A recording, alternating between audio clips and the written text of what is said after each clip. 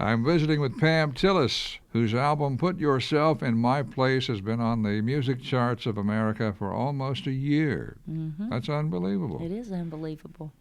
Pam, how many singles have we taken from this? This is the big five here. The first one was... Don't Tell Me What to Do. Okay. One of Those Things. How did one of those things do? It went to number 4. Okay. And Put Yourself in My Place was top 10. It went to 6. Okay. And Memphis. It was the world's largest number 2 record.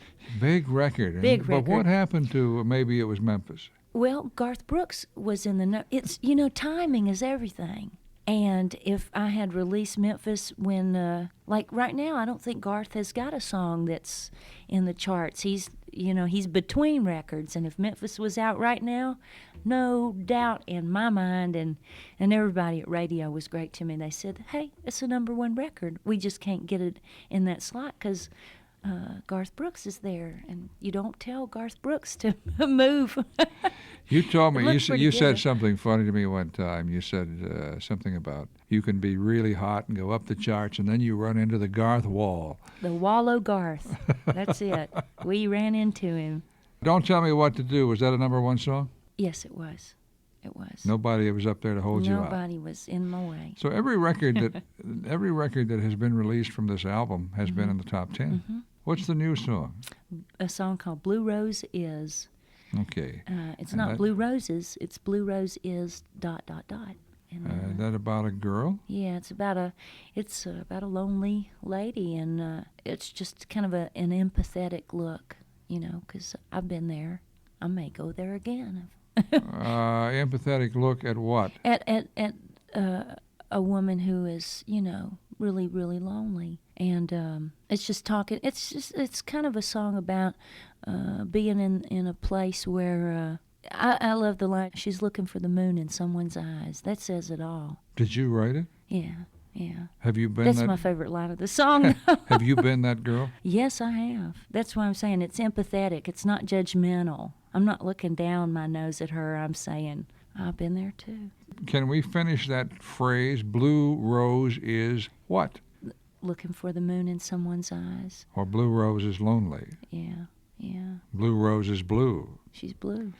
You know what this song is, Ralph? It's kind of like, my dad used to come home. For many years, he'd come home, and in the middle of the night, he would play demo tapes. So here I was, a little girl, and I would wake up 3, 4, 5 in the morning, whatever time they finished their session, and I'd hear this music, country music of the, early 60s, mid-60s. And that stuff ends up in your subconscious. And this, to me, is just like, when I let that stuff resurface, I wrote this song. It's like it sounds like an old song, but it's new. Pamela? Yes, sir. Pamela what? Pamela Yvonne. Pamela Yvonne Tillis. Right. Okay. My middle name is Y, and I always tell people, they say, what's that stand for? And I say, why not? All right, let's talk about your recent hit. Maybe It Was Memphis. Did you write this? No, I didn't. A guy named Michael Anderson wrote it single-handedly, and he's from... he was living in L.A. at the time. I don't know where he's from. I think he'd been a Christian rock artist on A&M. And the song has really gone through some changes. How's that? Well, when I found the demo, it sounded a lot more rock and roll. It almost sounded like Billy Idol meets the Headhunters. There was a twang in it, though. And, a good song, a good lyric, you can arrange anyway. In fact, one night on stage, the audience kept asking me to play, maybe it was Memphis, and we'd already done it. And I said, wait a minute. They said, no, we want to hear it again. So just for fun, I said to the band, I said, well, I can't stand to do anything the same way twice. I said, let's do the reggae version. So right off the top of our head, we played the reggae version. Then I said, well, let's do the bluegrass version. So we sang a verse in bluegrass, and then I said, okay, let's do the blues version. And the blues version was cool. It cooked. And then we said, no, let's do it the real way. So, Now, you tried this tune out for a while on the road, and you were disappointed in the results, weren't you? Well, it's a strange phenomenon. The more it's like when people see you a lot on television, they decide you're a star. When people hear a song over and over and over and over again, they decide they like it, usually. You know, I mean, the familiarity makes it.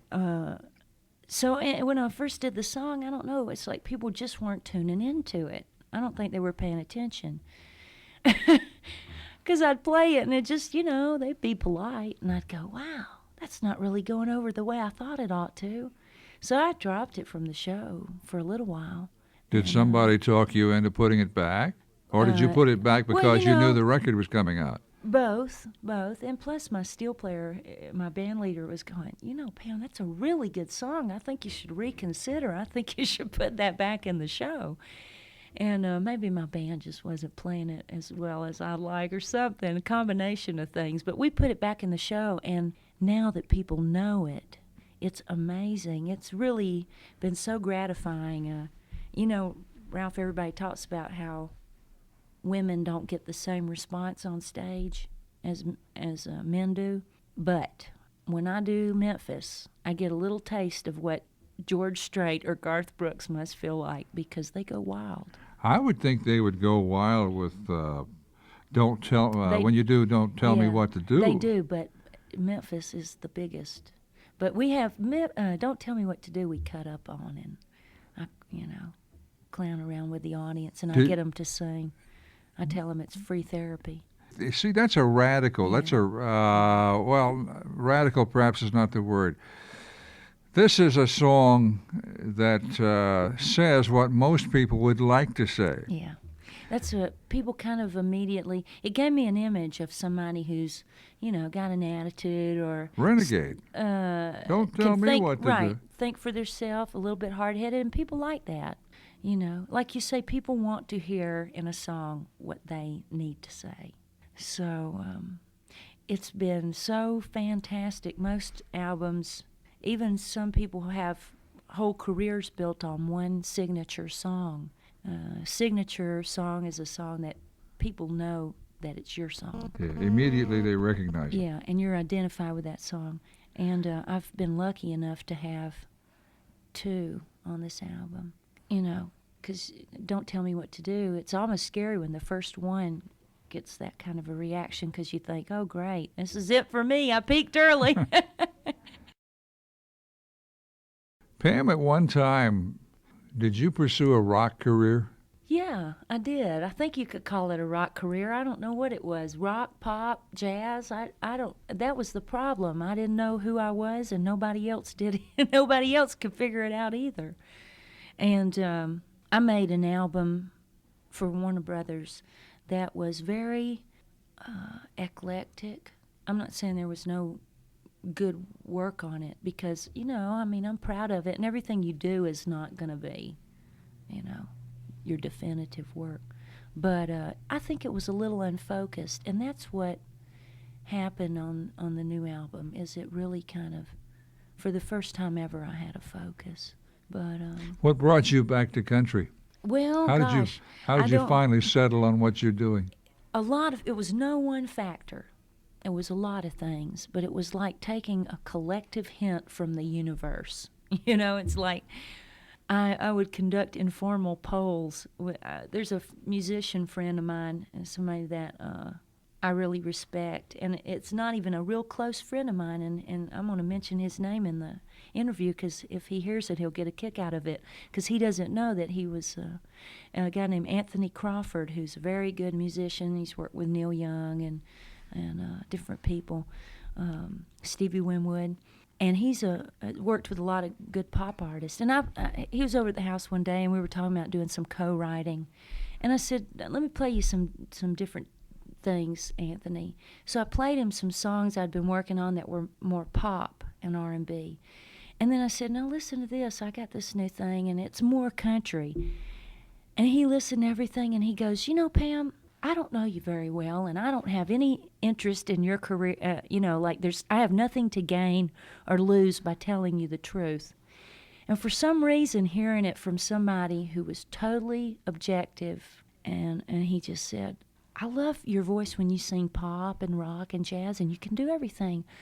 But do you realize something happens when you sing country music? Are you aware of this? He said, it's believable, it's real, it moves me. And I don't guess anybody had really told me quite that direct. Did your dad ever comment on what you used to do? Yeah. He didn't relate too well, and I brought some jazz tapes home that I'd been doing, and he said, don't play that stuff in the house anymore. He was frustrated, Ralph, because he wanted me to walk in his shoes. And I wasn't ready yet, and I didn't know if country music was big enough for two Tillises.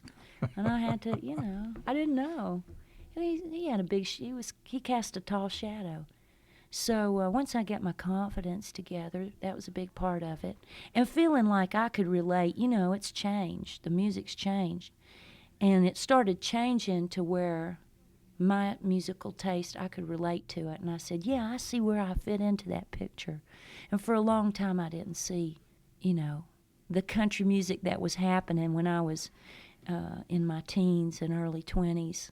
I just didn't know how I fit into that. But you fit in now. Yeah, apparently I fit in.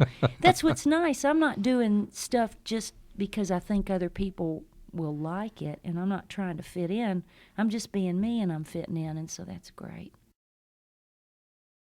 Pam is a young lady I've known for a long time, and she struggled for a long time. You should be an inspiration to those who are about to give up. Perseverance has been your ally. What age did you finally have the hit, Don't Tell Me What to Do? I was 33. Okay. Yeah. At what age did you start making records and start 21. Seriously attempting a musical career? Well, I started making a living at 18 in it, and I got my first record deal when I was 21. If that ain't stubborn, I don't know what is. I've always had the support of the Nashville community, but I tell you, there were some people that were about to give up on me, and I think there were some people that just, they were starting to go, Pam, you could get into jingles, or you could get a nice independent label deal, or have you ever thought about producing, or, just being a songwriter's a good living, and I think they'd counted me out. Well, I think probably, I happen to know that the people in Nashville love you very much. I think they were trying to help you avoid disappointment. Yeah, I did too. And getting hurt. And, Ralph, I used to hate that. It got to where I didn't want to go out of my house. Because they did. People here have believed in me for so much, for so long, and I felt like I was disappointing people. Because, people always, since I started playing at the Exit Inn when I was 16 years old, and people go, you are really great, you've got it, blah, blah. So after a while, when nothing was happening, people would come up to me. I'd be in the grocery store, and they'd go, why aren't you a star yet? Everywhere I'd go, I'd get that. It was like people were angry with me, like I had personally disappointed them. So I told the people at the country radio seminar this last couple of weeks ago, and I said, thank you for getting some of this heat off of me. You guys have really helped me out there in Radio Land, especially my dad. He was getting frustrated. Have you ever sung with your dad? Yeah, I did. I professionally, I sang on an album. We did it was kind of a duet. It was a real upfront backup part is what it was. A song called Your Body is an Outlaw. Yes, I remember that. And I went on the road with him when I was 18 for a couple of months, and that's not where you want to be when you're 18, on the road with your dad. Although I had good intentions, I thought it would be a nice time for us to get to know each other. And he was so busy out there that, it wasn't great. And I didn't like singing back up, and I didn't like doing one little featured number in the show and then having to get back to my spot in the back. And I just said, well, I'm going to have to go get my own show, I guess. Yeah, you were in his shadow. Yeah, it wasn't that. And that's where you would have remained if you hadn't made a move. Yeah, my brother's going through the same thing right now. Mel Tillis Jr.? Yes, sir, and he's been out in Branson, for the last couple of years, and hey, he's doing great. It's a beautiful thing to see a father and his son up on stage together, and the money's good, but at some point you got to get out and stand on your own 2 feet. And so he's back in Nashville, and I'm supportive and I'm standing behind him in that. I hope he doesn't go back. I want to ask you a few questions that the fans might ask you. Okay. Why don't you stutter? It's not hereditary. It is not. I always tell people I might be richer if I did. It's worked great for Dad, but it's not in the genes. I had a little girl write me a note about you tonight, Oh, and it was really a question for you. okay. She said, she's 8. Oh. She said, do you get nervous when you go up on stage? I'm better about it, but yes, I do. And it's controllable now. I mean, it used to be really painful, but stage fright is one of those things, if you want to do it bad enough, you're just going to get over it. I mean, you not get over the stage fright, but you're going to go on in spite of it. It's one of those things you learn to live with. But I've gotten a lot more confident. TV scares me worse than anything. Why now. does television scare you? Because it's in so many living rooms. You're in front of so many more. So it's amazing. The numbers are staggering. Plus, the camera gets very close to you. Yeah, and it's not to me, and maybe it's just because I haven't learned to use it. It's not as loose a medium. Like, you really can't bounce around like you do on a concert stage. The camera's going to lose you. So it's just a little bit different thing, and you don't have the feedback so much from the audience. I mean, you've got your studio audience, but it's just still not the same. But I'm getting used to it. CMA Awards were really scary for me this year. Why? Well, I was in the spotlight as a Horizon artist, and so that was more pressure. And people said to me, they go, did it make you nervous that George Bush was in the audience? No, it made me nervous that George Jones was in the audience. It was all your idols out there. I looked out and saw George Jones, and I went, yeah, right, what am I going to sing in front of this guy? And then everybody was watching it. But you want them to watch, too. I'm over it. I'm enough of a ham that, and they also say the good news is they say if you're a little bit nervous, it helps your show. You know, if you're totally relaxed, you might do a bad show. It gives you the edge. With the adrenaline flowing. The adrenaline, yes. Have you changed your makeup Not since. or your hair? My hair's longer, and. Or is there something about you that's different? I wondered, do you have a person that does that for you, that you consult? I've been using a girl here more regularly, but I work with 2 or 3. Do they tell you how to do your hair, how to do your makeup, how to dress? You know, it's something that you just kind of, through trial and error, see what works. I hope you like it better. Oh, I do. I think you look very glamorous. Thank you. Sometimes you fall on your face with it, and it's real frustrating. Like I did the Tonight Show this week for the first time, and I wore the wrong thing, Ralph. And now I'm not as skinny as Clint Black's wife, Lisa Hartman. But this outfit made me look huge. And you learn. You go, this color doesn't work on TV. This color works on television. I have to have my hair like what works good in a big arena. You just can't wear your hair real natural. You have to do it a little bit. What makeup the audience can see from a mile away, what they can't. And it's a whole big thing. It's fun. Figuring it all out. Yeah, television adds 10 pounds to your weight. If you wear the wrong thing, it adds 25. I promise you. I learned that the hard way. That's why I wore black tonight. Pam, tell me about your personal life, if you will, please. Are you married? Yes, I'm newlywed. I got married about a year ago Valentine's Day. How long do you remain a newlywed? I think a year and a half is okay. So we're nearly out of that phase.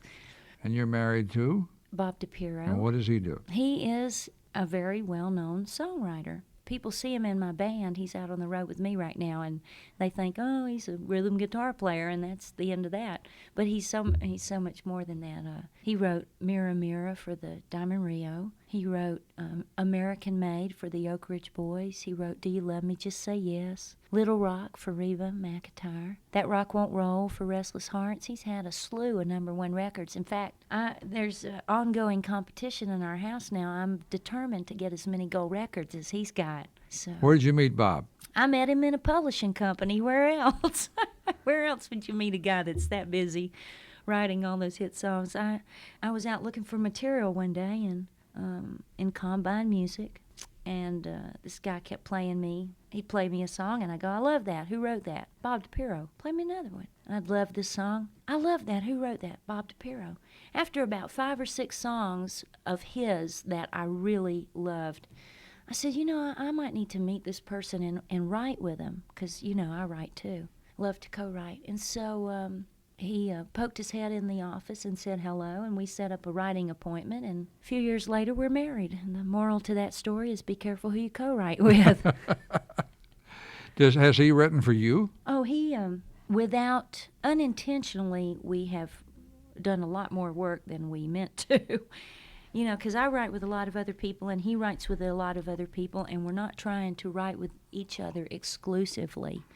But somehow he seems to be the only one around the house at 12:30 at night when I get my best ideas. So we've ended up. He co-wrote, I want to say 6 or 7 on this album. One of those things, or Dragging My Chains. He co-wrote Ancient History.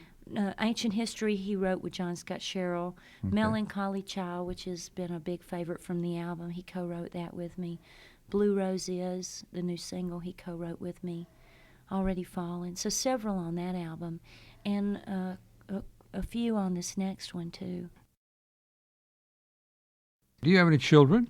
I have one son, 13-year-old, precocious son. What is his name? Ben Asher Mason. When you say precocious, I assume you mean he's quite talented. He's talented, and he just acts like he's 31 years old. He's big for his britches in a real nice way. He's outgoing. In fact, Gwen, the makeup, the hairdresser on your show, she always, every time I go out there, she offers to take him off of my hands. He's quite a lady killer at 13. Does he sing or play guitar? He has not really buckled down, but he is about to start taking guitar lessons. Actually, what he's most involved in right now, and I'm really proud of him, is he's in Aikido, which is a form of, it's like karate, and he's doing really well at that. He won a trophy this weekend in a tournament. So he's real bright. He's funny. That's good. That must come through the genes. He's got a wit. Oh, he's got your daddy's wit. The Tillis wit. Did your father give you your bus? Yeah, he did. He helped me. That's the first vehicle he's got me since he bought me my car in high school. And it was a funny thing. We were I've told a lot of people this story, but for those who haven't heard it, we were at the rehearsal dinner right before I got married. And Daddy, real seriously, he says, Pam, I've been thinking what I could do to most help you guys out. And it's not like we're just starting, young people just starting out. We've been kind of, we've got all our pots and pans and china and all this stuff. He said, I got an old bus I'm not using much anymore. I'm in Branson all the time. I'm not traveling, and it still runs good. And if you'll take care of it, I think it'll run for a while longer. And he said, and this was right when Don't Tell Me What to Do was starting, and he didn't know, it was still kind of early to tell which way this thing was going to go. And he said, as soon as you can show me that you've got enough bookings on your itinerary to cover the insurance, I'll give you these keys. And I said, come on, Dad, don't pull my leg like that. You're not going to give me a bus. Don't mess with me. He said, no, I'm serious now. I'm going to give you this bus, but you have to be able to afford the insurance. I said, okay, Daddy, I think we'll be able to do that. I said, we're getting a lot of offers for dates.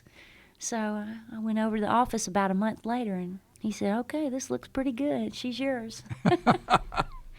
That saved you a lot of money. Oh, it did. And I put a little bit of work into the interior, which I'm anxious for him to see. I think it would bring a tear to his eyes. I've kind of feminized it. I appreciate you being on the show with me. Thank you. It's been my pleasure.